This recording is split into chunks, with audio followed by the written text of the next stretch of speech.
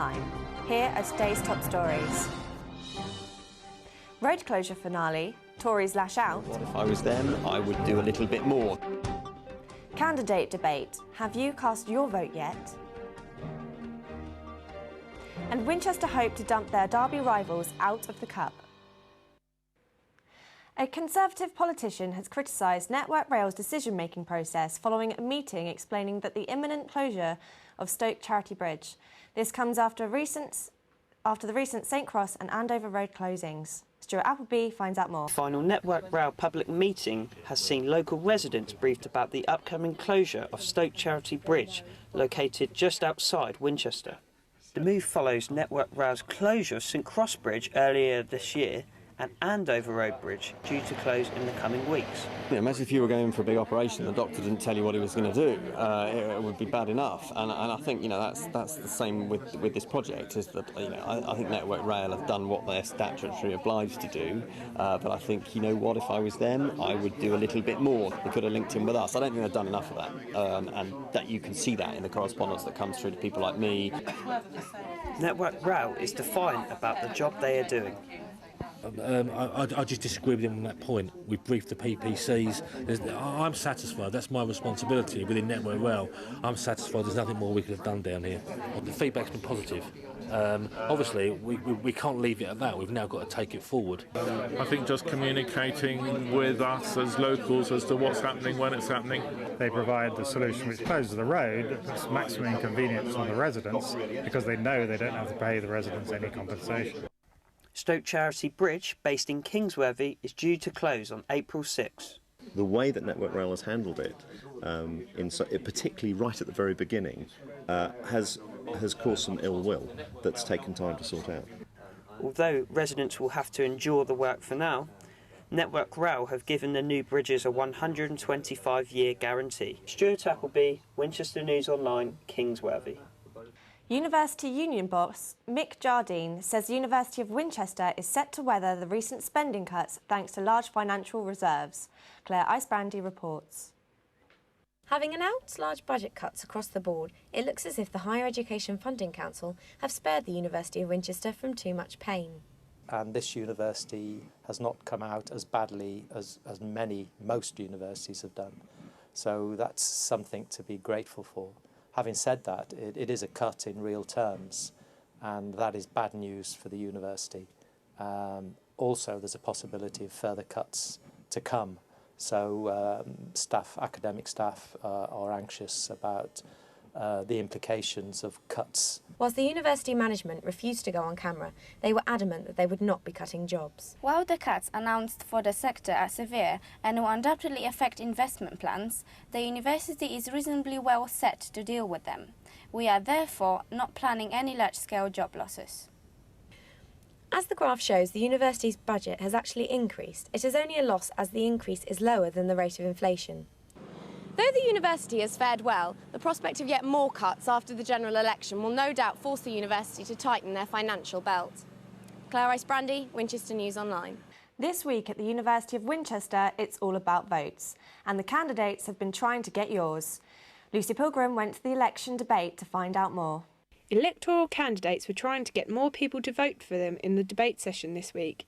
Potential presidents are trying to get the percentage of students uninvolved with the union to cast their votes. I think the attendance at this evening's question and answer session kind of highlights some of the difficulties all the officers have to face about getting the message out and getting the message understood and then get the message reacted to. We have some extremely talented people here at Winchester. We need to be nurturing those talents with themed nights, utilising both floors of the vault. We have 2 floors, we should use them for different things. I'm not here to mould the union into my image, I'm here to mould it into your image because it's your student union. It's not all about that, it's about the other 75% of people that you've got to represent. So the whole of the student population will be represented. I learned, I'm adapting, and now I want to achieve the change. I'm serious, I'm experienced, and I'm realistic. Students will soon find out if their voices have been heard. Lucy Pilgrim, Winchester News Online.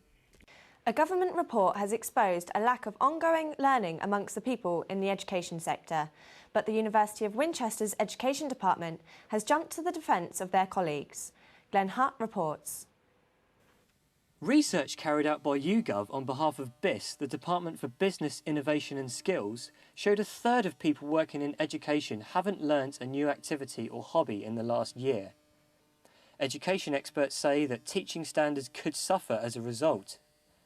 The Education Department at the University of Winchester reacted to the report, heavily questioning figures that point to a lack of development through the careers of workers in their sector. Teachers are always trying to find a way of finding different hobbies and different activities to take part in. I think the problem is teachers don't have enough time in which to do new things and to find new hobbies, because teaching takes up such a lot of your time. The report also showed that 6% of the education sector haven't read a book in the last year. So what about the people here in Winchester? How often do they read? Last time I read a book was last week. I don't think I've read one for like 5 years. Not for a long time. The book I'm reading at the moment is The Canons by Trevor Beeson. Professor Joyce Goodman, Dean of the Faculty of Education, Health and Social Care, said, I am proud of our education students. They are creative and flexible and go the extra mile. I think of them as lifelong learners. Glenn Hutt, Winchester News Online. And now to Rob with the sport. Thank you, Catherine. And now for the non-league roundup. Eastleigh fell to a disappointing 4-1 away defeat to Hampton and Richmond, Sam Butler scoring the consolation for the away side. Basingstoke also fell to a narrow 1-0 defeat at home to Staines Town, James Marquis scoring the winner for the away side. And Tottenham bounced back from their first home defeat of the season with a crushing victory over Fatcham Town, Nathaniel Sherborne and James Taylor with a brace each in the 5-1 win. After an impressive point at the weekend against leaders Poole, Winchester was hoping to reach the semi-final of the North Hampshire Senior Cup. Jason Curtis reports. A dull first half saw both teams start slowly, with Fleet creating the best chance of the half. Goalkeeper Stacey Harper was substituted just after half-time with suspected ankle ligament damage, and midfielder Zach Glassball put in goal. It wasn't until the 85th minute that the deadlock was broken, with Nathan Lynch nodding past David Smalley. Fleet replied straight away through Mark Anderson, with the game seemed destined to go to extra time. But a defensive mix-up saw Dan Reid send Fleet through to the semi-final. After the defeat last night against Fleet, I'm now joined by Winchester City manager Stuart Hussey. Hi Stuart. Hi then, Rob. After watching the highlights, how would you say your team performed? Last night was an outstanding performance, playing against a side 2 leagues above. We went there with high hopes that we could put in a good performance, and the lads done themselves proud. You know, we come away really disappointed that we didn't come away with a win and progress into the semi-finals. After losing your top scorer and having to play a midfielder in goal 2 weeks running, and only having won 1 game in the last 7, do you feel your team needs to improve? We're going through a difficult time at the moment. You know, we've got a lot of injuries. We've lost 2 goalies in the last 2 games. We've got our 3rd goalies out injured as well. We're coming to the end of the season. We've got a small squad, but it's more about performances as opposed to results at this stage of the season. And the last 2 performances have been excellent against the league leaders Poole and obviously Fleet Town. And you know, we take a lot of credit, you know, especially going to the players for the performances they've put in. You know, if we can get a bit of consistency week in, week out, turning out those type of performances, we'll be okay. Thanks, that's all we've got time for. And finally, the election campaign unofficially got underway today with the announcement of the budget. Here at Winnall, we're getting ready as well for what could be the most exciting election campaign for years. Kaylee James tells us more. Thank you, Robert. We've got massive plans for live coverage of the results from all over our region and European reaction from one of Austria's leading media colleges. Joining me now is Martina Ansinger from the Austrian Higher Technical University in Linz near Vienna. Hi, Martina. Hi there. Hi from me and hi from my colleagues and our students at the Upper Austria University of Applied Sciences. Tell me, are you looking forward to our election coverage? Yes, of course we are. We are very excited about it and keen to find out what's happening and what the results are and work with you. Is there much interest in UK politics in Austria? Yes, there is. We all feel as part of the European Union and the European community, so of course everything that is happening in another European country is of great importance to us. I'm afraid that's all we've got time for today, Martina.